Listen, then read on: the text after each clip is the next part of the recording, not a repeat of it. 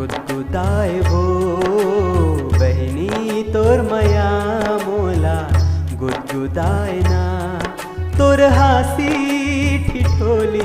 तोर गुरतुर मिठ बोली हृदय ला जुड़ाए वो गुदगुदाए ना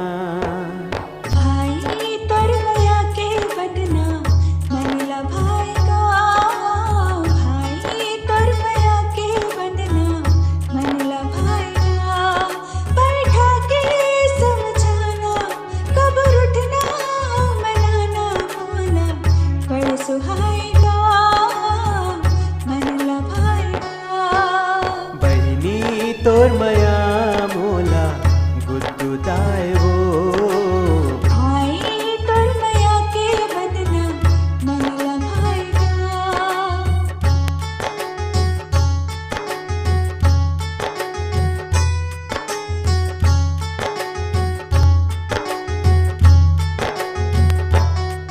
बड़ नटखट हंसते बहिनी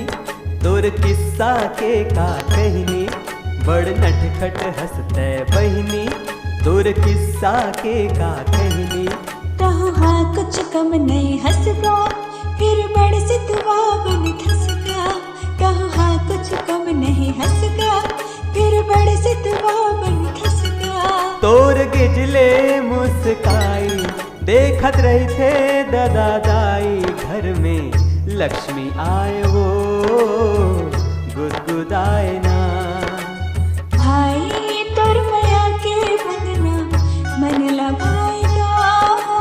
भाई तोर मया के बदना मन ला भाएगा बहिनी तोर मया मोला